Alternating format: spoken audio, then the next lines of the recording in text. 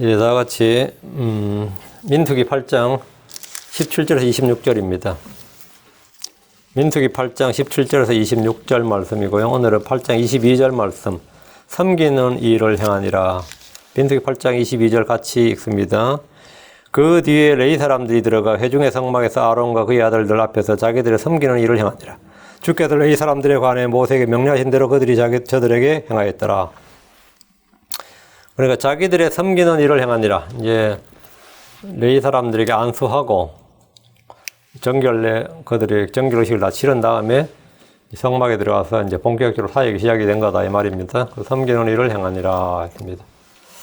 오늘 공부할 본문은 레위 사람들을 거룩히 구별하신 이유와 목적입니다. 레위 사람들은 제사장 지파입니다. 그 레위 지파 하면 제사장 지파 다 아는 이야기죠. 하나님께서 이스라엘에서 주 하나님 자신을 위하여 레위 사람들을 거룩히 구별하셨습니다. 구별하셨다는 말은 따로 떼어 놓았다 이겠죠. 그 12지파 중에서 레위 지파를 따로 떼어 놓았다 이 말이에요. 따로 떼어 놓았다. 하나님은 이스라엘 자손 중에 처음 난 모든 자를 대신해서 레위 사람들을 취하셨습니다. 레위 사람들은 이스라엘의 군대를 조직한 인구조사에서 빠졌습니다. 그 군역 면제다 이 말입니다. 그 징병에서 빠지는 거예요. 그 레위 지파는 군역이 면제가 되고 덕분에 이들은 세금에서도 세금도 면제. 에스라 7장 24절은 하나님의 집에서 섬기는 자들에 대하여는 세금과 조공과 관세를 그들에게 부과하는 것이 불법이니라. 하나님의 집에서 섬기는 자들에 대해서는 세금과 조공과 관세를 그들에게 부과하는 것이 불법이니라 했죠. 그러니까 교회의 면세는 합법이죠. 성경에 따르면. 미국서도 이제 교회는 지금 면세 혜택을 주고 있고 한국도 면세 혜택을 줘요. 다행히 초대 대통령 이승만 대통령이 장로였고 어쨌든 그때 그런 게 있었어요. 그래가지고 한국은 처음이 국가가 시작될 때부터 교회는 면세였습니다. 그러니까 그럼 형평성에 맞춰야 되지 않느냐 해가지고 캐톨릭도 면세, 지금 불교도 면세, 원불교도 면세, 그 종교단체 다 면세가 된 거죠. 면세가 된 거죠. 요즘은 이제 막 종교단체 세금 거두라고 난리시는데 어쨌든 성경에 따르면 세금과 조공과 관세를 그들에게 부과하는 것이 불법이니라. 레위 지파도 받은 헌물의 10분의 1을 11조로 냈지만 훗날 왕정으로 체계가 바뀌어 너희들에게 세금을 부과하지 못하도록 했습니다. 이들은 땅을 분배할 때도 빠졌습니다. 그들은 상속 유업을 받지 못했습니다. 대신 하나님이 그들의 상속 재산이 되십니다.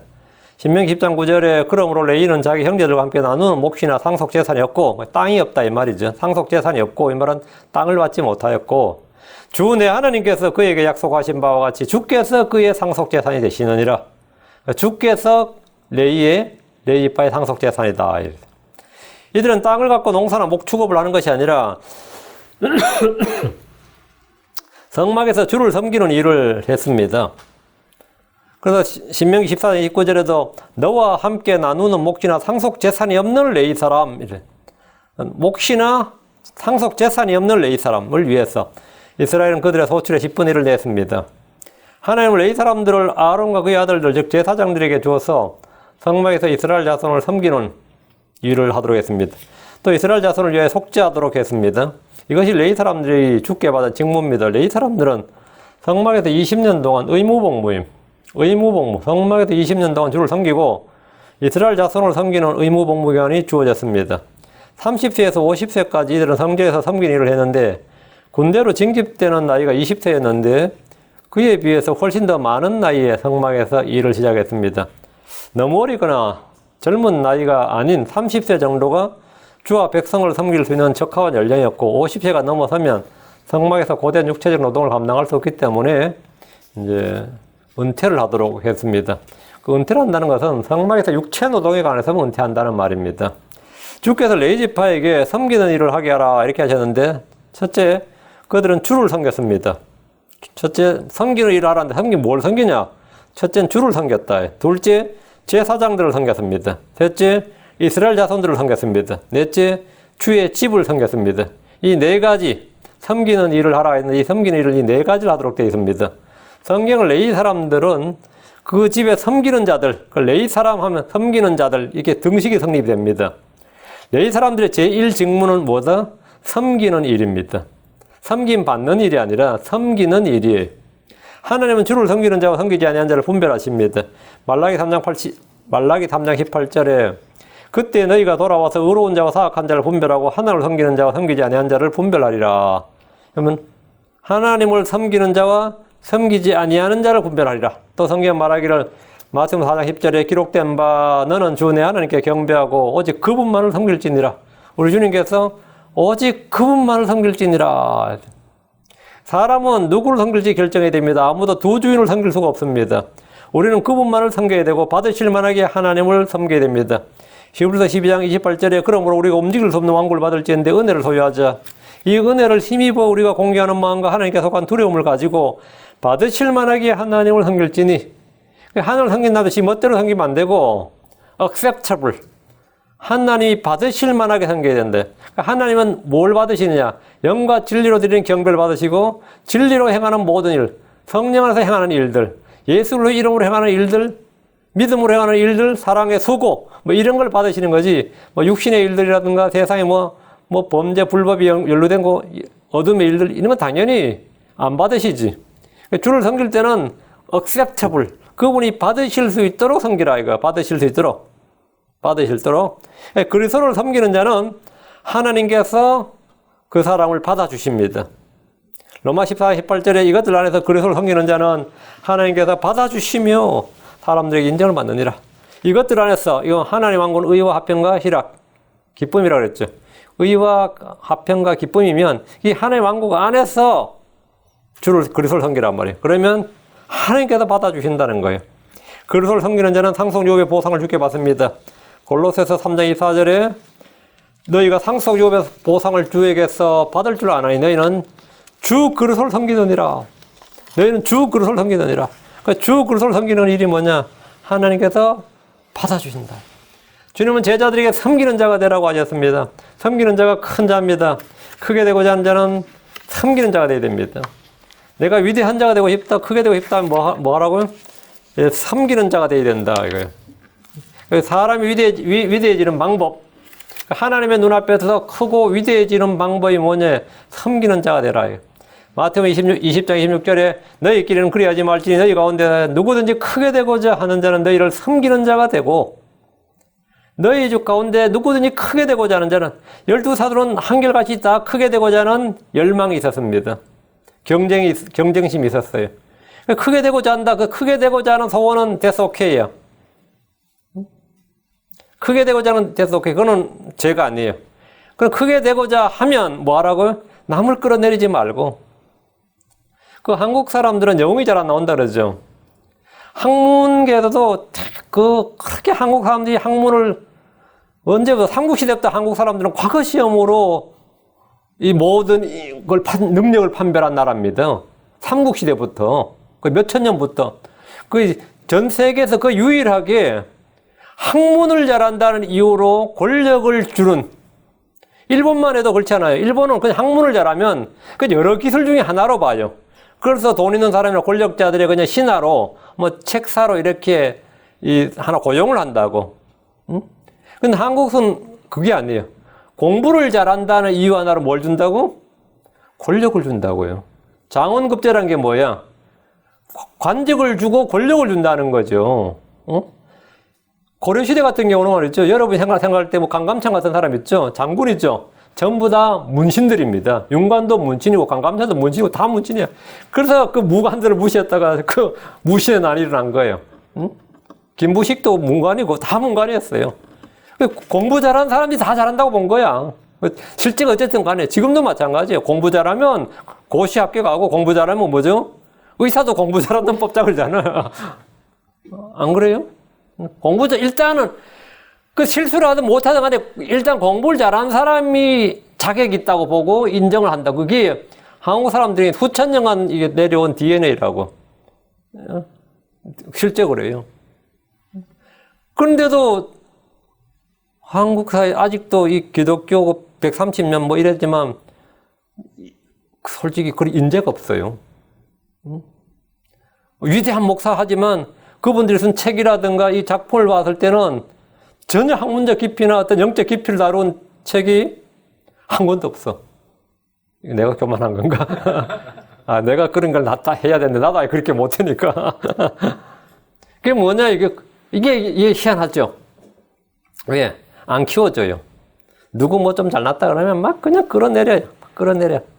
근데 이 교회 내에서 마찬가지입니다. 어느 목사님 참 훌륭하시다 그러면 목사들끼리 엄청 끌어내리고 경제하고 시기하고 견제하고 말이죠. 우리 킹제임스 쪽에도 마찬가지입니다. 다 그래요. 제자들도 그랬습니다. 서로 막 끌어내리는데 자기가 크게 되고자 한 건 아니라 끌어내리고 걸림돌 놓고 잡아당기고 넘어뜨리고 막 이러는 거죠. 한국은 외국을 침범을 못했죠. 그럼 한국 사람들이 온유하고 품성이 좋은 민족이 아니죠. 지들 내부에서 반 죽여버렸지, 서로 간에. 그게 사화예요. 지들끼리 다 죽여버리는 거예요. 엄청 죽여버리는 거예요. 교회도 비슷합니다. 제자들은 큰 자가 되기 위해서 뭐 한 거예요? 경쟁을 하고 시기하고 막 그랬습니다. 근데 주님께서 너희들 큰 자가 되고 싶어 한다 아니까 하시는 말씀이 뭐냐? 섬기는 자가 되라. 하나님의 왕국에서 큰 자는 자기를 낮추는 자고 섬기는 자입니다. 크게 되고 싶다면 뭐하라? 섬기는 자가 되라.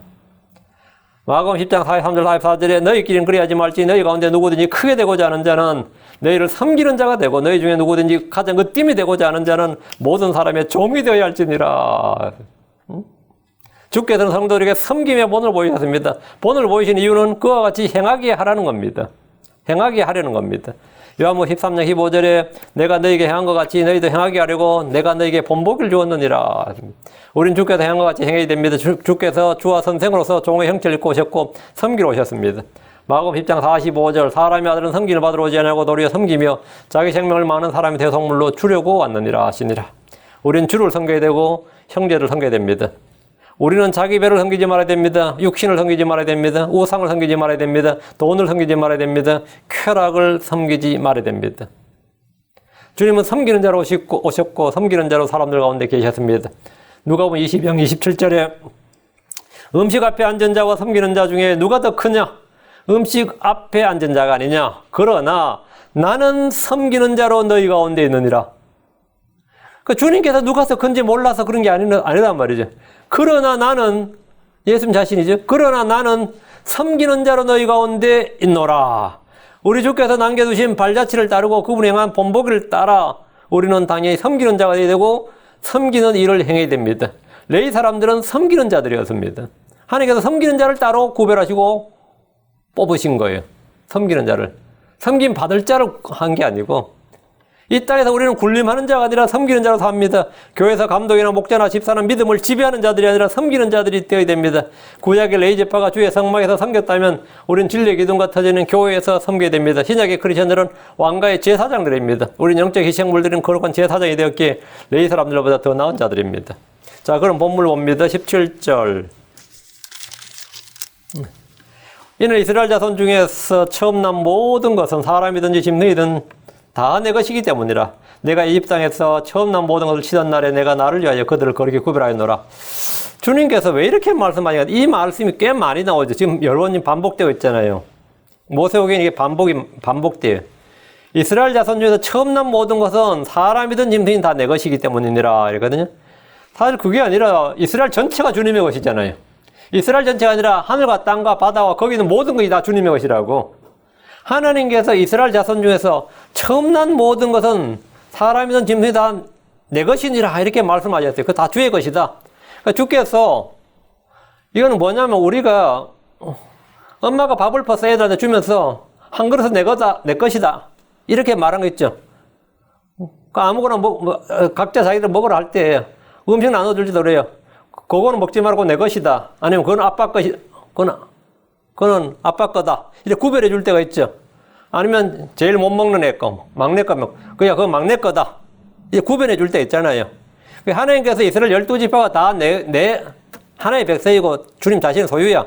그래서 주님께서 레위지파는 특별히 뭐라고? 걔들은 나를 위해 섬겨야 될 자들로 내 것이다. 그렇게 말씀하신 거예요. 이해되죠? 근데 본래는 이스라엘의 처음 난 모든 자가 성막에 와서 섬겨야 되고 그들이 내 것인데, 그들이 원래 내 것인데 그들이 해야 될 일인데 이 말이에요. 그러니까 이스라엘 자손 중에서 처음 난 모든 것은 사람이 짐승이든 다 내 것이다. 이들은 내 것이다. 이거는 나의 소유고, 이들이 나를 위해서 일해야 되고, 짐승 중에서 첨난 자는 나에게 바쳐져야 되고, 나머지 너희들 다 가지더라도 이건 특별히 성막으로 구별해야 된다 이 말이죠. 이게 내 것이니라 이 말이에요. 그러니까 하나님께서 이스라엘 자손 중에서 처음 난 모든 것은 내 것이다 이거. 주께서 첫 태생을 일컬어서 그것은 내 것이니라 이렇게 선포하셨습니다.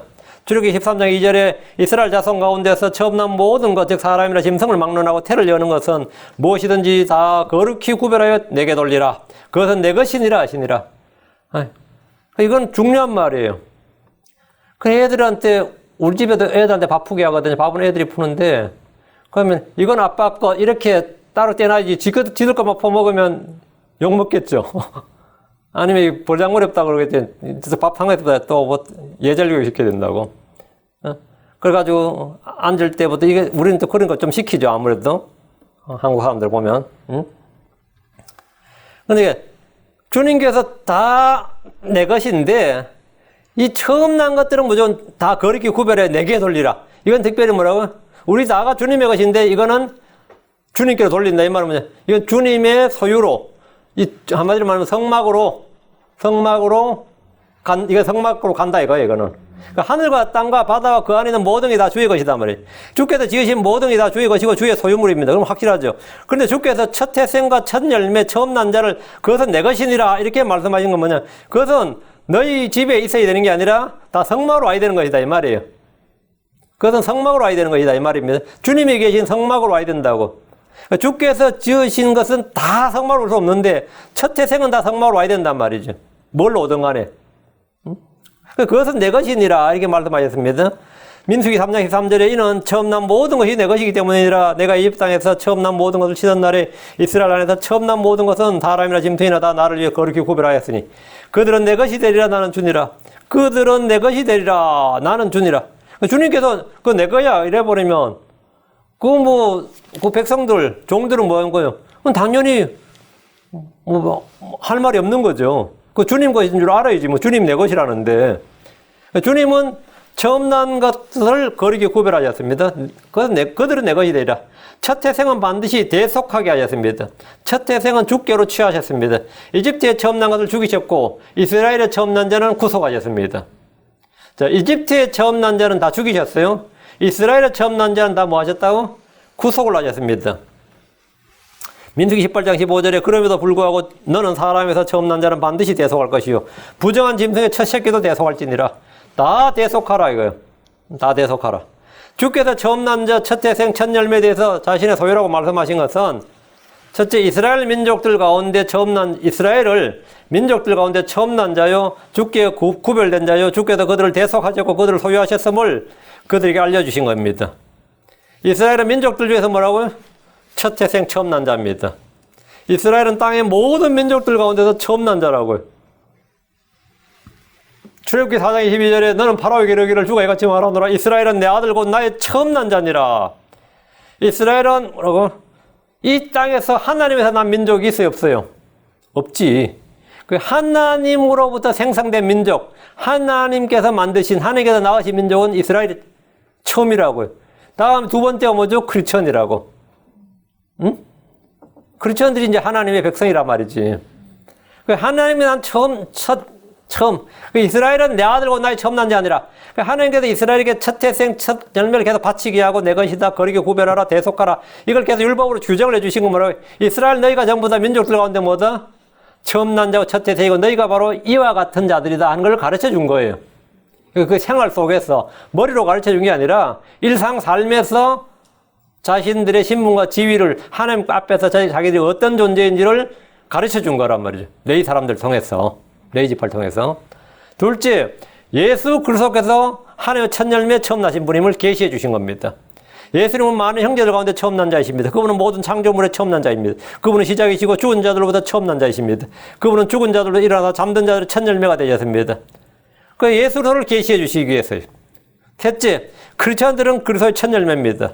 주께서 처음 난 모든 걸 내 것이라고 하신 것은 그들을 자신의 소유로 삼으시겠다는 말씀입니다. 그건 내 것이니라 하니까 이건 주의 소유야. 그 주께서 그냥 그 주의 소유다라고 거룩히 구별하시고 내게로 돌리라. 한마디로 말하면 내한테 와서 이 성막에 내 것으로, 내 소유로, 여기 와서 살아야 된다, 이 말이에요. 여기서 일해야 되고, 여기서 살아야 된다고. 그게 내게로 돌리라, 이 말이죠. 그러니까 크리스천들은 바로 그런 존재들이란 말이죠. 그러니까 주님께서 처음 난 모든 걸 내 것이라고 하신 것은 그들을 자신의 소유로 삼으시고, 자신의 특별한 백성으로 그렇게 구별하셨다, 이거예요. 우리는 성령의 첫 열매를 소유하고 있습니다. 우리는 성령으로 태어났습니다. 우리는 썩지 않고 영원히 가는 하나님의 말씀으로 태어났습니다. 우리는 하나님에서 태어난 자들입니다. 하나님 자신의 뜻에 따라 우리를 낳으셨습니다. 야고보서 1장 18절에 그분께서 자신의 뜻에 따라 진리의 말씀으로 우리를 낳으셨으니 이것은 우리가 그분의 창조물 중에 첫 열매 종류가 되게 하려 하심이니라. 이래서 우리는 첫 열매이신 주 예수님과 같은 형상, 같은 열매 종류가 된 겁니다. 주께서 모든 것이 자신의 소유지만 첫 열매를, 첫 태생, 첫 소산물을 내 것이니라 하신 것은 복음의 진리를 미리 알려주신 겁니다. 이것이 바로 주께서 구별하시고, 주께서 대속하시고, 주께서 자신의 백성으로 취하셨다, 내게로 구별하셨다 하는 것을 가르쳐 주시는 거예요. 이걸 율법으로 이걸 가르쳐 주시는 거예요. 네. 그 생각을 해보십시오. 주께서 이집트에서 처음 난 모든 것을 치던 날에 주께서 이스라엘 처음 난 것들을 거룩히 구별하셨습니다. 그들을 대속하셨습니다. 6월절 밤에 하나님의 어린 양이 그들을 대신에 피를 흘리고 죽었습니다. 온 이스라엘이 어린 양을 통해 구원을 받았지만, 사실 어린 양을 이스라엘 집에서 피를 안 흘렸으면 어떻게 됐을 것 같아요? 그 집에 장자만 죽는 거지 나머지는 안 죽죠.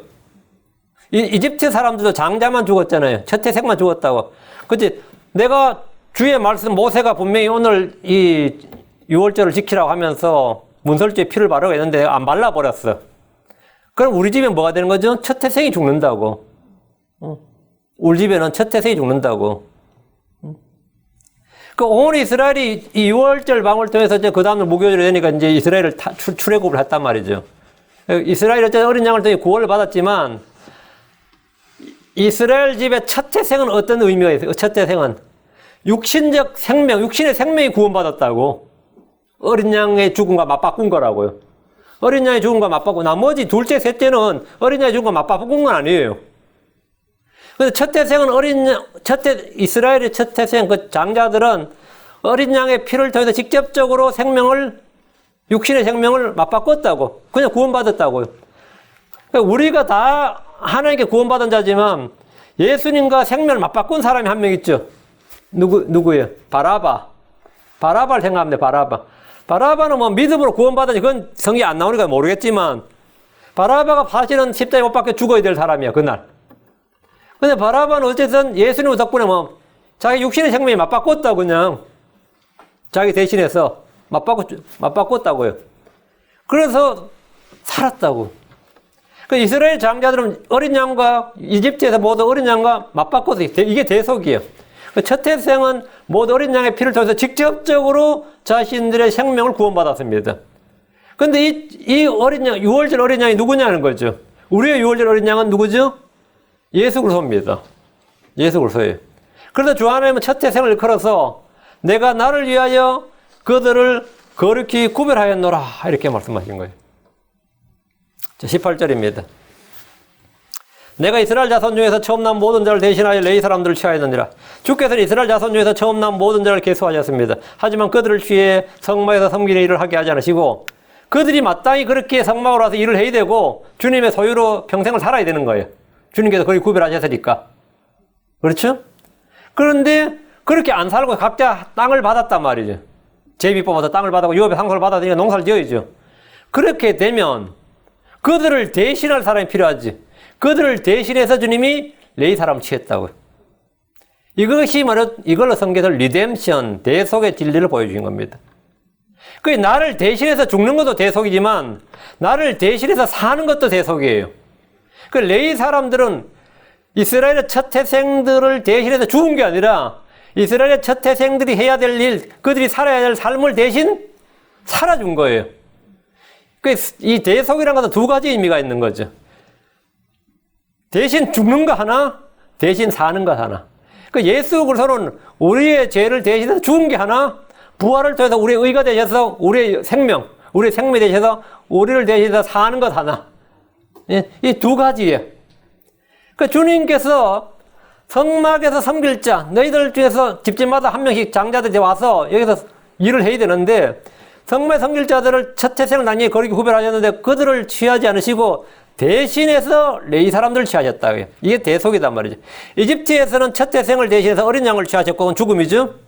가나안 땅에서는 첫 태생을 대신해서 레위 사람들을 취하셨습니다. 이것도 대속이에요. 그 대속의 동전 양면체는 두 가지죠. 죽음과 생명이란 말이죠. 신약으로 말하면 죽음과 부활이죠. 이집트에서는 어린 양이 대신 죽었고 첫 태생이, 그 다음에 가나안 땅에서는 레위 사람들이 그들을 대신해서 주님을 섬기고 그들을 대신해서 살고 이거예요. 주께서 반복해서 대속의 진리를 그들에게 보여주시고 알려주신 건데 율법을 통해서 이렇게 하시는 것은 당연히 예수를 예표하기 위한 겁니다. 복음의 진리를 나중에 이렇게 이제 몇천 년을 해야지 예수님께서 오셔서 말씀하실 때 말하면 탁탁 알아듣는데 예수를 믿으면 구약의 복음이 구약 율법이 환하게 비치는 거죠. 훨씬 더 복음이 신선하고 생생하게 이해가 되는 거죠. 베드로전 3장 18절에 그리스도께서도 죄들로 인하여 한 번 고난을 받았사 의로운 자로서 불의한 자를 대신하셨으니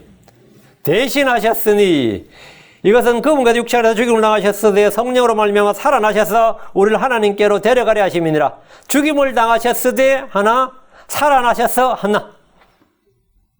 이게 뭐라고요? 대속이라고요. 주 예수님의 대속은 복음의 핵심 진리입니다. 한 사람이 모든 사람을 위하여 죽음으로 모든 사람이 죽는다는 것이 대속입니다. 주 예수님이 우리의 고통을 짊어지고 우리의 슬픔을 담당하셨습니다. 그분이 우리의 범법들로 인해 부상을 당하시고 우리의 불법들로 인해 상하셨습니다. 그분이 징벌을 받음으로 우리가 화평을 누리고 그가 채찍에 맞음으로 우리가 고침을 받았습니다. 주께서 율법을 주실 때부터 대속의 진리를 알려주시고 행하셨습니다. 레위 사람들은 그들의 죄를 대신한 것이 아닙니다. 그들이 주 앞에서 해야 할 일, 섬김의 직무를 대신한 겁니다. 섬김의 직무를 대신한 거예요. 주 예수님 우리의 죄와 의를 모두 대신해 주셨습니다. 우리의 죄를 대신해서 형벌과 저주를 받으셨고, 우리의 죄가 되셨고, 저주가 되셨고, 우리의 삶을 위해 생명을 위해서 뭐가 된다고요? 우리 의가 되시고, 거룩함이 되셨고. 됐죠? 19절입니다. 내가 이스라엘 자손 가운데서 레위 사람들을 아론과 그의 아들들에게 예물로 주어 회중의 성막에서 이스라엘 자손의 섬기는 일을 하게 하고 또 이스라엘 자손을 위하여 속죄하게 하였나니 이것은 이스라엘 자손의 성소에 가까이 올 때 이스라엘 자손 가운데 재앙이 없게 하려 함이니라. 이스라엘 자손을 속죄 안 하고 성소에 가까이 오면 어떻게 되는 거죠? 죽어요. 하나님은 레위 사람들을 취해 아론과 그의 아들들에게 예물로 주었습니다. 레위 사람들을 예물이라고 말씀하셨어요. 레위 사람들이 선물이라고. 선물이다. 레위 사람들은 아론과 그의 아들들이 준 선물이라고. 선물이란 말이다. 제사장들이 준 최고의 선물은 그들을 돕고 섬긴 사람들입니다. 신실하게 일할 수 있는 일꾼들은 경영자에게 큰 복입니다. 그렇죠? 신실하게 일할 일꾼들은 경영자의 큰 복이에요. 식당 하나만 경영해도 그래요. 좀 믿을만하게 일할 수 있는 사람이 있으면 좋겠는데 식당주는 다 그걸 원해요. 정말 믿을만한 사람, 믿음직할 만한 사람, 그리고 신실하게 성실하게 일해줄 사람, 그런 일꾼 하나 구할 수 있었으면 참 좋겠는데. 근데 요즘 뭐 파트타임 잡이 그렇냐고. 응? 서로 등쳐먹으려 그러지. 응? 그래서 다 신실하게 일할 수 있는 일꾼은 선물이고 은혜고 그건 복이에요. 신실한 신하들은 왕들에게 주어진 복입니다. 지혜롭고 덕 있는 아내는 남편에게 주어진 복입니다. 순종적이고 효도하는 자식은 부모에게 주어진 복입니다. 아론과 그의 아들들이 성막에서 주를 섬길 때 돕는 일꾼들, 신실하고 능숙한 일꾼들이 필요합니다. 그거 어디서 구해요? 아론과 그의 아들들이가 맨날 면접 보고 성막에서 네 일 잘해야 된다. 잘못하면 죽는다. 이러고 맨날 면접 보고 훈련시키고 일이 돌아가겠어요? 안 돌아가겠어요? 안 되지.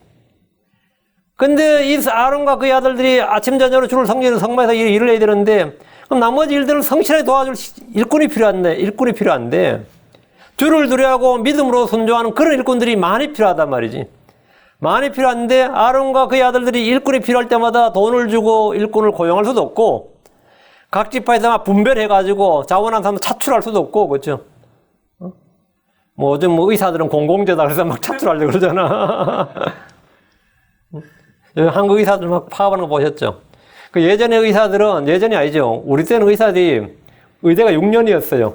그럼 중간에 의대생들 중간에 군대를 간다고. 군대 2년간이나 3년간 가면 그게 뭐죠? 군인 의사는 보건소를 파견을 하든지 뭐 어디 하면 그거는 공공재가 되는 거예요. 군인이니까. 그게 보통 4,000명 정도 됐습니다. 근데 갑자기 의학 전문대학을 만드는 바람에 그 대학 나온 사람들이 의대 전문대학을 가거든요. 그건 군대 다 갔다 온 애들이야. 그러니까 아무도 없는 거야. 이제 막 투입할 수 있는 공공의사가 아무도 없는 거예요. 그래서 지금처럼 이제 사고 터져 보니까 난감한 거죠. 공공의가 없는 거지. 그럼 옛날처럼 다시 돌리면 되지. 아유, 군인들은 막 쓸 수 있으니까. 그 성막에서 일할 일꾼들을 뽑는데 요즘 같으면 이건 뭐예요? 예. 종교 공무원을 따로 뽑는 거예요. 아마 성막 공무원을 뽑는다고. 그러니까 성막 공무원들 따로 뽑아서 일을 시킬 수 있는데 주님께서 그러면 그렇게 하면 성막 공무원 뽑으려면 어떻게 되는 거죠? 월급 줘야 되지. 직업 트레이닝 시켜야 되고 월급 줘야 되고 집 줘야 되고 예루살렘 와서 살려면 집 줘야 되고 뭐 엄청나게 뭐 많이 필요하죠. 그러니까 그렇게 하지 말고 그냥 레위 사람들을 주셔가지고 제사장들 밑에서 일하도록 하신 거예요. 성막에서 일할 인력은 레위 사람들이 20년씩 의무복무를 하도록 함으로써 완전히 해결이 된 겁니다. 최소한 인력이 부족한 건 없는 거죠. 인력이 부족할 수가 없고 뭐 언제 차출하고 뭐 이런 거 없잖아요. 그런 게 아예 아주 뭐 문제가 전혀 완전히 인력 문제 완전히 해결된 거죠. 그 아론과 그의 아들들로서는 각 지파 사람들을 성막으로 모아서 일을 시키는 것보다 같은 형제들인 레위 사람들을 쓰는 것이 가장 편하고 좋은 거예요. 각 지파에서 사람들을 모으면 급여 문제 있죠. 주택 문제, 복지 문제, 인력 관리가 쉽지가 않습니다. 광야에서 이스라엘 사람들이 모세에게 반역하고 거역했던 것처럼 성막에서 제사장들이 반역하거나 불평함으로써 분열이나 혼란이 있을 수도 있습니다. 주께서 이런 여러 가지 이유로 아론과 그의 아들들에게 같은 형제인 레위 사람들을 선물로 주셔서 회중의 성막에서 이스라엘 자손을 섬기는 일을 하게 하고 속죄하게 했습니다. 이건 뭐 당연한 일이고 어쩔 수 없는 선택이기도 하고요. 그 레위 사람들의 두 가지 임무가 뭐냐면 이스라엘 자손을 섬기는 일을 하고 속죄하는 거예요. 속죄하게 하는 겁니다. 성막에서 섬기는 일은 주의 부르심과 택하심에 따른 겁니다. 그렇지않은 예수를 믿으면 누구나 될 수 있습니다. 그러나 목자가 되는 이런 부르심과 택하심이 있어야 됩니다. 오늘날은 공장에서 제품을 찍어내듯이 수많은 신학교에서 학생들 모아서 졸업장을 주고 안수함으로써 목사를 찍어냅니다. 목사를 막 찍어내요. 배출해냅니다. 하나님 신학교에서 목자들을 배출할 권한을 주신 적이 없습니다. 교회는 교회가 세우고 교회가 교회를 배출하는 겁니다. 20절입니다. 모세와 아론과 이스라엘 자손의 온 회중이 주께서 레위 사람들에 관해 모세에게 명령하신 모든 것에 따라 레위 사람들에게 행하되 온 이스라엘 자손이 그와 같이 그들에게 행하였더라. 모세와 아론과 이스라엘 자손의 온 회중이 레위 사람들에게 주의 명령을 행했습니다. 모세는 주의 말씀을 듣고 전하는 대언자입니다. 아론은 대제사장입니다. 이스라엘 자손의 온 회중은 성도들입니다. 이들은 각기 주께서 레위 사람들에 관해 말씀하신 걸 듣고 그들에게 행했습니다. 모세는 주께 받은 말씀을 전해줬고 그들에게 정결하게 하는 물을 뿌리고 옷을 빨게 했습니다. 이걸 모세가 한 일입니다. 레위 사람들에게. 아론은 레위 사람들에게 정결하게 하고 그들을 위해 번제물과 제물을 드렸고 또한 그들을 헌물로 드렸습니다. 이스라엘 자손이 그와 같이 그들에게 행하였더라. 이 말씀은 그들을 거룩히 구별하고 안수했다는 말입니다. 이스라엘 자손은 레위 사람들이 거룩히 구별된 것과 주께서 그들의 섬기는 일을 맡긴 것을 확실히 알고 인정하고 율법에 따라 그들에게 11조를 줘야 됩니다. 레위 지파는 이스라엘 전역에 흩어져 살았는데 그들은 각 지파들 사이에 거하면서 그들의 율법의 지식을 가르쳤습니다. 21절입니다. 레위 사람들이 정결하게 되어 자기들의 옷을 빨매 아론이 그들을 주 앞에 헌물로 드리고 또 그들을 위해 속죄하여 그들을 정결하게 하니 이건 아론이 한 일이죠. 레위 사람들이 정결하게 되었다는 것은 정결하게 하는 물, 그 암소의 재 있죠. 붉은 암소의 재, 그걸 해서 물 해서 뿌리는 거예요. 그 정결하게 하는 물을 뿌려준 거고 온몸을 삭도로 밀었고 헌물을 드렸고 백성들이 그들에게 안수했고 그들 자신을 주께 드렸다 이 말입니다. 구약에서 정결하게 되는 이런 율법에 따라 의식을 행하는 겁니다. 여자들 정결하게 되면 정결을 행해야 되고요. 정결 의식을 행하는 거죠. 그게 구약의 방법입니다. 히브리서 9장 13절에 항소와 염소의 피와 암송아지의 재를, 암송아지 이게 바로 물이에요. 거룩한 물입니다. 암송아지의 재를 부정한 자에게 뿌려 육체를 거룩히 구별하고 정결하게 하거든. 그리고 레위 사람들 육체를 정결하게 했고 옷은 빨았고요. 그 항소와 염소의 피와 암송아지 재를 부정한 자에게 뿌려 육체를 거룩히 구별하고 정결하게 하거든. 이게 구약의 정결례예요. 정결의식입니다. 이것이 구약에서 율법에 따라 정결하게 되는 일이고, 신약에서 사람들이 정결하게 되는 것은 이런 율법의 행위가 아니라 우리는 어떻게 정결하게 되고 깨끗하게 되느냐? 믿음으로입니다. By faith. 사도행전 15장 9절에 믿음으로 그들의 마음을 정결하게 하사 우리와 그들 사이에 아무 차별도 두지 아니하셨느니라.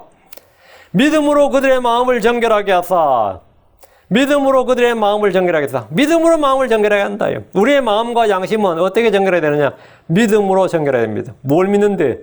주 예수 그리스도가 그분이 하신 일을 믿는 겁니다. 하나님 우리를 주의 말씀의 물로 씻음으로 정결하게 하십니다. 에베소 5장 26절에 이것은 그분께서 말씀을 통해 물로 씻음으로 교회를 거룩히 구별하고 정결하게 하려 하시며, 주 예수님의 피와 죽으심을 통해 우리는 정결하게 됩니다. 디도서 2장 14절에 그분께서 우리를 위하여 자신을 주시면 모든 불법으로서 진흙을 구속하시고 정결하게 하사 선한 행에 열심을 내는 백성 곧 자신을 위한 특별한 백성이 되게 하려 하심이라. 주 예수님은 친히 우리의 죄들을 정결하게 하였습니다. 주 예수님은 자신의 피로 우리를 모든 죄로부터 씻으셨습니다.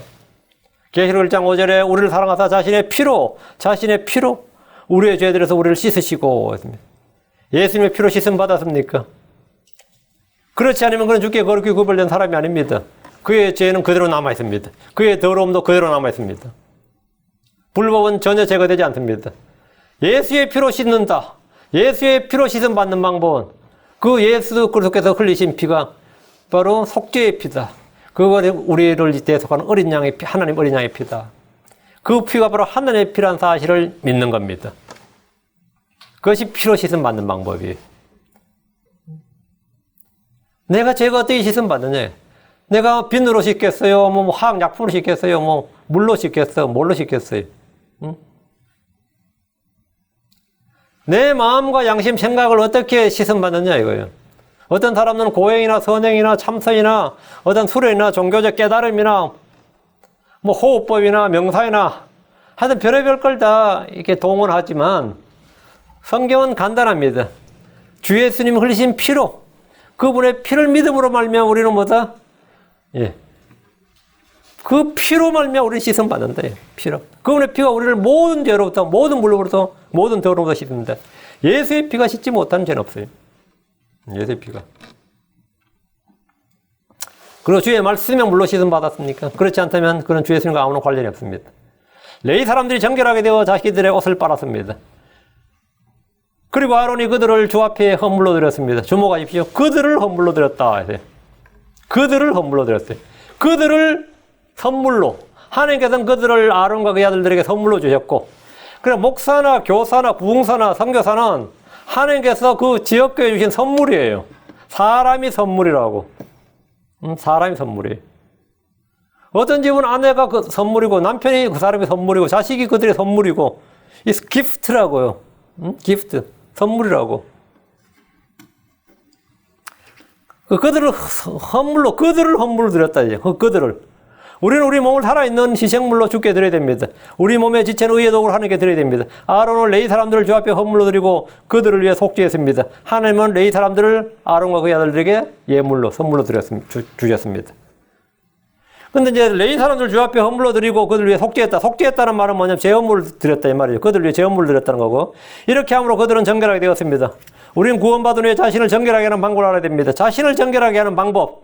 구원받았다고 죄를 짓지 않는 것이 아닙니다. 구원받은 후에 성도들이 죄를 지으면 시험에 들거나 실족해야 되는 것이 아닙니다.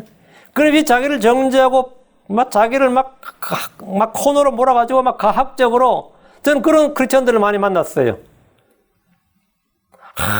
내가 예수 믿는다고 하면서 이런 죄를 짓고, 그건 상당히 교만한 이야기예요. 그 말은 뭐냐? 나는 예수 믿고 나서 그런 죄를 지으면 안 되는 사람이고 지을 수 없는 사람인데 이런 실수를 하다니, 예? 이런 식이지. 그 자기를 전혀 모르는 거예요. 자기의 연약하나 부패함을 전혀 모르는 거예요. 오히려 내가 죄를 지으면, 야, 하나님 더 큰 죄 안 지어서 감사합니다 해야 돼요. 응? 이 정도에서 그치고 깨닫게 된 것만 해도 감사합니다. 응? 난 사실 얼마든지 더 큰 죄를 지을 수 있고 얼마든지 더 사악한데 하나님께서 이걸 폭로하게 하셔서 감사하고, 경찰에 잡히면 잡혀도 감사하고, 응? 다른 형제들이 난 마음 밟고 고자질 해가지고 루브 퍼뜨려가지고 교회에서 매장 당하면 그것도 감사하고, 저도 그런 적 있거든요. 이게 뭐 소문이 뭐 나도 하자는 말로 하자는 했는데 한 2주 정도 지나니까 교회에서 나는 완전히 이완용이급이 됐더라고. 이야, 이거 아주 시험가 가려주다가 따로 없더라고, 완전히. 근데 저는 그런 걸 많이 봤어요. 그게 사람들은 말이죠. 자기 문제가 아니면 남의 문제, 한국 사람 특징이 뭔지 아세요? 남의 문제일 때는 같이 욕해줘요. 그게 자기 문제가 아니기 때문에 남의 문제일 때는 같이 욕해줘. 그러니까 같이 욕해. 그럼 속이 시원한가 모르겠지만. 그래서 사람들이 그래서 내가 크리스천 중에서 그런 거지. 내가 예수 믿은 지 10년이 넘고 20년이 넘었는데 내가 이럴 수가 10년에 100년이라도 그럴 수 있어. 내가 예수 믿은 지 몇십 년이 지났는데 내가 이런 죄를 짓다니요. 내가 웃어. 근데 웃으면 큰일 나요. 나 원수돼. 속으로 웃어. 너 옳고 있네 하고. 10년이 아니라 100년이 지나봐라. 니 그보다 더 할 수 있다. 응? 아주 상당히 교만한 이야기지. 그래서 자기를 코너로 몰아붙여서 자기가 자기 마음을 정죄하는 거는 회개하기 위한 것이지, 회개를 안 하고 정죄를 하고 있어, 계속. 그 죄를 짓는 건 아는데, 그리고 죄를 짓고 나서는 또 교회도 안 나오고, 그러면 또 목사 욕해도 되고 그래요. 그 죄를 지으면 시험에 들거나, 자기를 정죄하거나, 실족을 하거나, 하여튼 여러 가지가 나타나는데, 그 죄와 불법과 더러움을 깨끗이 씻어야 돼. 어떻게 씻느냐고. 그 해결받아야 된다. 어떻게 해결하냐고. 구원받은 성도가 자신을 정결하게 하는 방법은 간단합니다. 첫째, 이거 기억해 두세요. 성령을 통해 진리에 순종하는 겁니다. 베드로전서 1장 22절에 너희가 성령을 통해 진리에 순종함으로 너희 혼을 깨끗하게 하여 거짓이 형제를 사랑하기 이르렀으니 순수한 마음으로 뜨겁게 서로 사랑하라. 너희가 성령을 통해 진리에 순종함으로 너희 혼을 깨끗하게 하여 거짓 없이 형제를 사랑하기 이르렀다. 주의 말씀에 순종하여 하니까 여러분이 겁먹지 말아요. 성령을 통해 진리에 순종한다는 게 뭐예요? 이 진리, 복음에 순종한다, 믿음에 순종한다, 이게 뭔 말 같아? 주의 말씀에, 내가 주의 말씀 읽고 들은 말씀에, 하는 깨달은 말씀에 마음으로 아멘 하고 순종하기만 해도 혼이 깨끗해지는 걸 체험할 수 있습니다. 여러분이 뭘 안 하고 그냥 말씀을 들었는데 아멘 하고 내가 그냥 마음에 탁 받았어. 아멘 하고 그냥 억셉트 받아들이기만 했는데 그 받아들인 게 뭐라고? 그게 순종이야. 진리에 순종하는 거야. 근데 그것만 해도 마음이 깨끗해진다니까요. 혼이 깨끗해진다고요. 내가 또 이렇게 읽다가 이 말씀 읽다가 아멘 하면서 읽었는데, 그러면 책을 덮을 때는 그 책 읽기 전하고 이미 마음이 달라져 있어요. 그거 체험해봐요? 그런 적 없어? 난 너무 지금 윤목사만의 경험이야? 분명히 분명히 그래요. 이 교회 들어올 때하고 설교 듣고 나서 나갈 때가 마음이 달라져 있어야 되는데, 나갈 때 더 짜증이 나고 이러면, 이거 안 되는데. 무겁게 교회에 들어와도 나갈 때 기쁘게 나가 있대요. 가볍게. 우리 교회에서 다 기쁘게 나가는 것 같아요. 그럼 손사같이 나가거든, 보면. 엄청 빨리 나가요, 보면. 그러면, 이거 굉장히 날아가는 것 같아. 응? 날아가는 것 같아. 진리에 순종한다는 게 뭐냐, 이게. 주의 말씀에 이 마음으로 믿기만 하고, 마음으로 받아들이기만 하고, 그냥 마음이 아멘하고 순종하기만 해도 혼이 깨끗해진다니까요. 뭔가 큰 일을 해서가 아니라, 그 주의 말씀을 듣고, 읽고, 믿고, 깨달으면서 아멘으로 화답하고, 내 생각과 양심, 마음이 응답하기만 해도 영이 상쾌하고 속이 새롭게 됩니다. 그 성령을 통해 진리에 순종한다는 게, 그러니까 여러분이 하나님의 말씀에, 여러분이 듣고 읽는 하나님의 말씀에 아멘 하는 게 아무것도 아닐 것 같죠? 아무것도 아닌 게 아닙니다. 하나님의 말씀은 언제나 믿는 자 안에서 효력있게 일합니다. 효력있게 일해요. 성령을 통해 진리에 순종함으로, 이 말은 행동으로 순종하기 전에 이 마음과 생각이 그 말씀에 복종하면서 시작이 되는 거예요. 이거 영적 생활의 첫걸음입니다. 이게 내 혼을 깨끗하게 하는 방법이에요. 둘째는 빛 가운데서 걷는 겁니다. 요한일서 1장 7절에 그러나 그분께서 빛 가운데 계시겠지만 우리가 빛 가운데 걸으면 우리가 서로 교제하고 또 그분의 아들 예수로의 피가 모든 죄에서 우리를 깨끗하게 하느니라. 예수로는 빛입니다. 주의 말씀은 내 발의 등불이요 내 길의 빛입니다. 성도들은 주 안에서 빛이요 빛의 자녀들입니다. 우리가 빛 가운데서 교제하면서 예수로의 피가 우리가 빛 가운데 교제하면 예수의 피가 모든 죄에서 우리를 깨끗하게 합니다. 주님과 교제하십시오. 주의 말씀과 교제하고 주의 거룩한 성도들과 교제하십시오. 마음과 생각이 정결해집니다. 셋째, 죄들을 자백하는 겁니다. 제일 쉽고 단순한 방법이. 요한일서 1장 9절에 만일 우리가 우리의 죄들을 자백하면 그분께서 신실하시고 의롭사 우리의 죄들을 용서하시면 모든 불에서 우리를 깨끗하게 하시느니라. 자신의 더러움을 씻는 가장 쉽고 단순한 방법이요 확실한 방법이 겁니다. 넷째, 하나님을 두려워하는 겁니다. 하나님을 두려워하는 것. 그러고 극진히 사랑하는 자들 우리가 이 약속들을 가져 선정 하나님을 두려워하는 가운데 거룩을 완전히 이루어 육과 영의 모든 더러움에서 우리 자신을 깨끗하게 하자. 주를 두려워하는 것은 지식과 지혜, 명철의 시작이며 죄를 피하고 거룩함을 이루는 방법입니다. 주의 두려움은 깨끗하여 영원토록 지속됩니다. 다섯째, 자신을 세상으로부터 악한 사경으로부터 분리하는 겁니다. 고린도서 6장 17절에 주가 말하노라 그러므로 너희는 그들 가운데서 나와 분리하고 부정한 것을 만지지 말라 그리하면 내가 너희를 받아들여.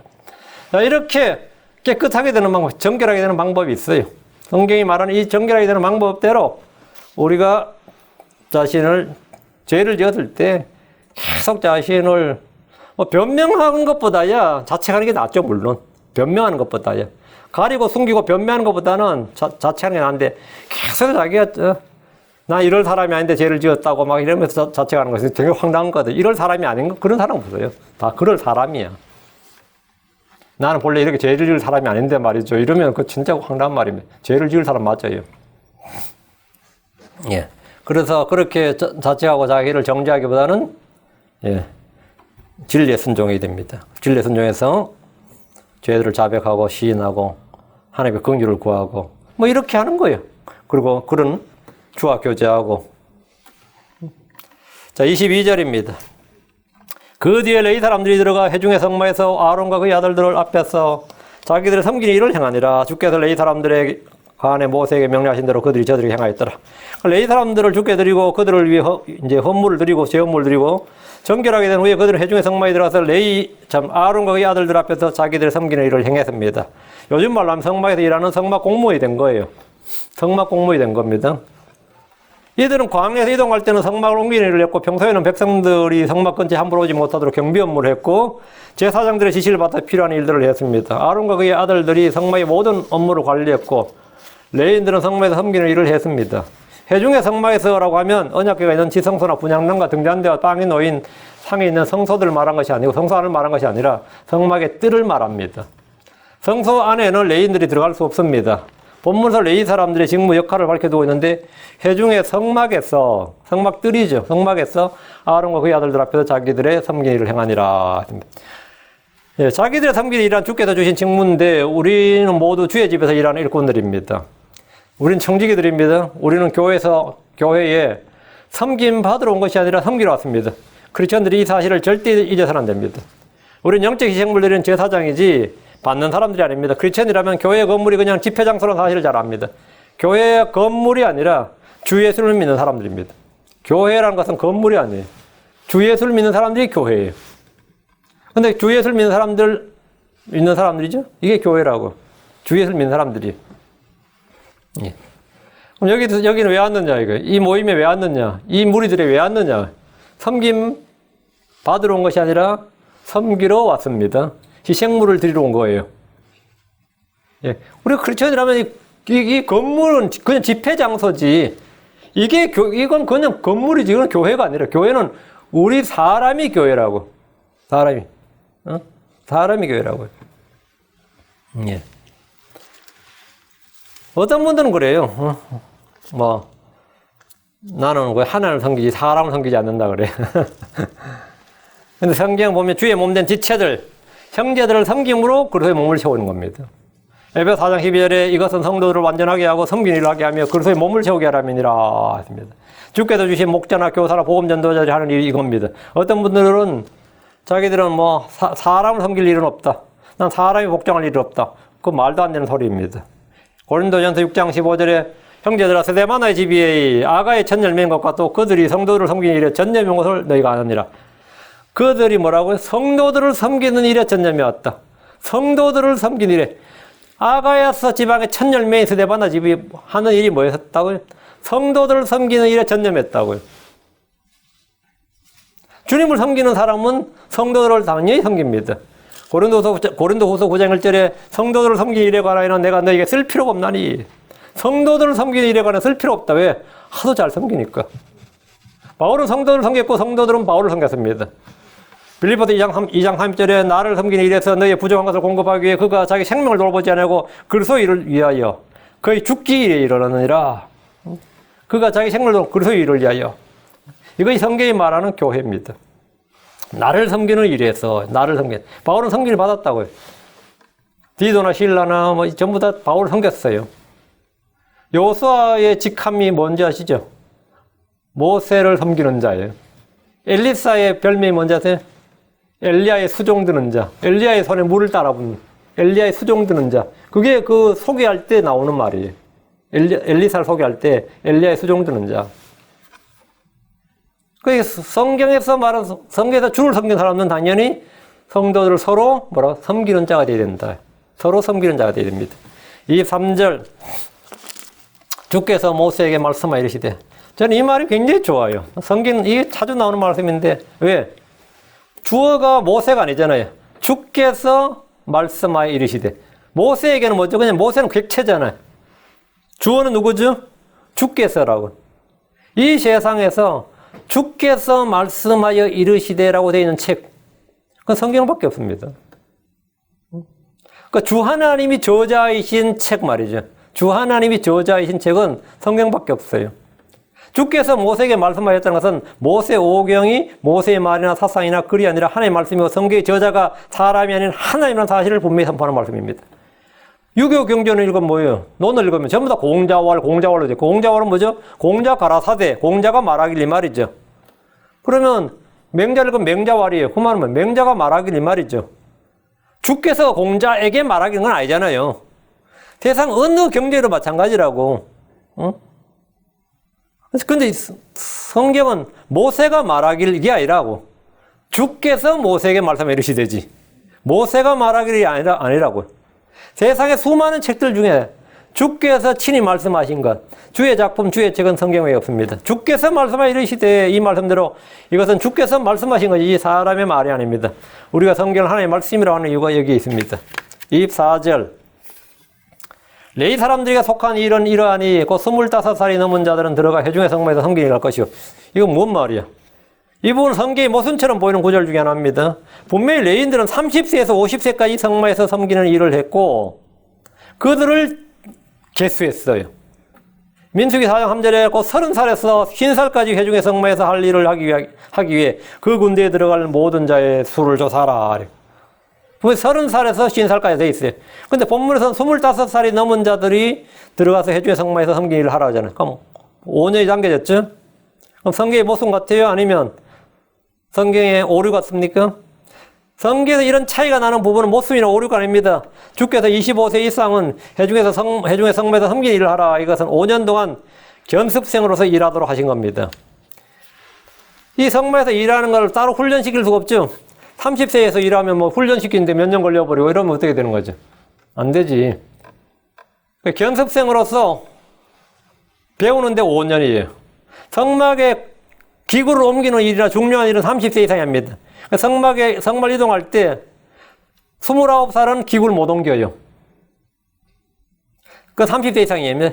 25세부터 5년 동안 성막에 섬기는 일을 하면 30세는 성막의 일에 익숙해지죠. 성막을 해체하고 옮기고 다시 세우고 하는 일이 어떻게 된 거예요? 익숙해져. 그러니까 율법에 따라 철저하게 되기 때문에 실수가 있어. 아, 내가 처음 해봐도 실수했습니다. 이런 골치 아프지. 처음 해봐도 실수했습니다. 처음 해봐서 이건 말도 안 되는 소리입니다. 그거는 레위 지파에서 그렇게 일했다는 큰일 나는 거지. 5년은 무슨 기간? 훈련 기간입니다.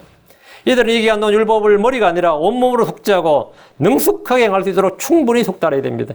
계속 옆에서 보고 듣고 같이 동력하면서 이제 배우는 거죠. 지금 회사처럼 인턴 기간이죠. 예전에 회사에서 보통 그래요. 큰 회사들에서 신입사원 한 명 뽑았어. 쓸만한 사람, 그 회사에서 일을 맡길 수 있는, 뭐 출장을 보내는 일을 맡길 수 있는 일을 하는데 아무리 빠르게 훈련이 시켜도 2년이 걸리고 기본적으로 3년은 걸린대요. 근데 그 3년, 2년, 3년의 회사에서 그 사람한테 투자하는 돈, 월급은 계속 줘야 되잖아요. 월급은 줘야 되고, 그 교육비는 전부 회사에서 지급해야 돼. 그 한 사람을 쓸만한 사람을 투자하는 돈이 한 2억 정도 듭니다. 그래서. 근데 이제 쓸만할 정도 되면 사람들이 이직을 해버려. 다른 데로. 경력사원으로 가려고. 그럼 회사는 막대한 손해를 보는 거예요. 그 한 명이, 그때 이직해버리면. 이건 난감한 거죠. 근데 이제 성막에서 능숙하게 제사장들 돕고 시킨 일을 착착하고 알아서 착착할 만큼 시키는데 얼마 걸린다고요? 5년을 숙달을 시키는 거예요. 오래 한 겁니다. 상당히 오랫동안. 이거는 진짜 율법을 머리가 아니라 책으로 배우는 게 아니라 몸으로 배워야 되는 거예요. 몸으로 배워야 돼요. 실수 없이 제사장들을 도울 수 있도록 해야 됩니다. 훗날 다윗의 시대는 나이가 더 줄어들어서 25세가 아니라 20세부터 했어요. 20세부터. 역대기상 23년 24절에 이들은 그들의 조상들의 집에 따라 레위 아들들이니고 그들의 머리수대로 이름 수에 따라 계수해 주의 집에서 섬기는 일을 한 20살이 넘은 아버지들의 우두머리들이더라. 20살이 넘은 20살부터 이스라엘 인구가 급격히 늘어났고 솔로몬의 성전의 규모가 성막과 비교할 수 없을 정도로 커지면서 성전에서 일할 인력이 훨씬 더 많아지기 때문에 나이가 더 줄어드는 겁니다. 유대에서는 30세부터 공적 사역을 시작하도록 했다면 그전에는 견습기간으로 업무를 배우고 익히는 게 아니고 이때는 잡무를 한 거였습니다. 여러 가지 성막의 여러 가지 자비를 하도록 해서 일꾼이 많이 필요해진 거죠. 25절 50살이 넘은 자들은 성막에서 섬기는 일을 그만두고 더 이상 섬기지 아니하되 레위 사람들은 50세가 되면 성막에서 일하는 공식 복무의 종료가 됩니다. 성막에서 섬기는 일은 육체적으로 강력한 힘을 필요로 하는 노동이 대부분이었기 때문에 50세가 넘으면 체력적으로 감당하기 어렵고 또 그래서 주께서는 50세가 넘은 자들은 성막에서 섬기는 일을 그만두게 하셨습니다. 26절 다만 책무를 지키기 위해서 회중의 성막에서 자기 형제들과 함께 섬길 것이요 섬기는 일을 하지는 아니하리라. 너는 레위 사람들의 책무에 관하여 그들에게 이와 같이 행할지니라. 26절은 뭐 말이 앞뒤가 좀 안 맞는 것 같잖아요. 자기 형제들과 함께 섬길 것이요 다음엔 섬기는 일을 하지는 아니하리라. 앞에 자기 형제들과 함께 섬길 것이요 이게 뭔 말이냐면 말이 앞뒤가 좀 안 맞는 말 같은데 자기 형제들과 함께 섬기라고 하시면서 섬기는 일을 하지 않는다고 돼 있죠. 50세가 넘으면 육체적으로 힘든 일이나 섬기는 일을 하지 않는다 이 말이에요. 그건 은퇴하는 거예요. 그러니까 예를 들어 50세가 넘으면 성막에 기구들 옮기지 않습니다. 근데 나 이제 50세가 딱 되면 그래. 야, 이제 이 짐을 지는 것도 이게 마지막이다. 이제 다음부터 내가 안 진다 이거죠. 고하 자손을 위해서 50세가 넘은 사람은 광야에서 성막의 기구들을 어깨에 매지 않습니다. 희생물을 들고 나른 일도 하지 않습니다. 무거워서 뭐 떨어뜨리고 이러면 안 되니까요. 소나 양이나 염소의 무게는 결코 가볍지 않습니다. 이런 일들은 50세가 되면 다 그만둡니다. 대신 젊은 사람들의 곁에서 그들을 가르치는 일을 하고 25세 이상의 견습생들을 지도하는 등의 일을 하는 겁니다. 그러니까 함께 섬길 것이 이 말은 뭐죠? 가르치는 일을 하고 육체적으로 하는 게 아니라 이제는 이제 완전 경력 사원의 원로들이란 말이죠. 50세 넘은 최소 20년을 섬겨본 사람들이잖아요. 그 20년 섬겨본 사람이 이들이 이제 교육을 담당하는 거죠. 어려운 일 있으면 이제 묻고 하는 거는 당연히 이제 화나죠. 그래서 오랫동안 섬긴 일을 했던 경험과 경륜을 살려서 후배들을 지도하고 돕는 일을 할 수 있었습니다. 성막 재정의 출입이나 성막 보고를 관리하는 등의 일과 같이 육체적인 힘을 필요로 하지 않는 일들을 하는 겁니다. 예, 그리고 이제 희생물들이 온 백성들 지도하는 일도 마찬가지 이들이 할 수 있는 일이고요. 이쪽으로 와서 이렇게 해서 이렇게 놓고 여기 두고 뭐 쭉 그런 것들은 전부 다 뭐 나이 들어도 얼마든지 할 수 있는 일들이죠. 예. 30세에서 50세까지 공식 업무 외에도 젊어서 5년, 은퇴 후에도 몇 년간은 자기 형제들과 함께 섬겼습니다. 교회는 젊은이도 필요하고 어른들도 필요합니다. 어른들 뭐 육체적 힘든 거는 못하더라도 얼마나 할 수 있는 일은 많죠. 늙은 자매들은 젊은 여자들을 가르칠 수 있습니다. 모세는 주께 받은 말씀대로 레위 사람들의 책무를 지정해 줬고 말씀대로 다 행했습니다. 오늘 여기까지 민수기 8장 마치겠습니다. 잠깐 기도하고 위대하시고 거룩하신 주하나님 감사합니다. 하나님께서 오늘 주신 말씀을 선포했습니다. 선포된 모든 말씀들이 믿는 자들 안에, 또 어제 이 말씀을 듣고자 하는 모든 자들 안에, 또 주의 말씀을 알고자 하는 소원을 가진 모든 혼들 안에 아버지 정확하게 전달되게 하시고 또 쉽고 단순하게 받아들여지고 믿음과 잘 결합하고 마음에 간직할 수 있도록 인도하여 주시고, 전능하신 주 하나님, 저희가 레위 사람들이 성막에서 주를 섬긴 같이 제가 평생토록 주를 두려움으로 공개하는 마음으로 주를 섬길 수 있도록 해주시고 오직 그분만을 섬기기를 원합니다. 은혜 베풀어 주시옵소서. 전능하신 주님께서 베푸신 일들, 또 주신 말씀들, 또 주 하나님 저희가 잘 기억하게 하시고 아버지는 이 어렵고 험난한 시대에 늘 새 힘을 얻도록 인도해 주시옵소서. 저희가 두려움 없이 주를 공개하고 또 주를 따르는 일, 또 성도를 섬기는 일에 열심을 내도록 해 주십시오. 감사드리며 주의 성기도합니다. 아멘. 아멘.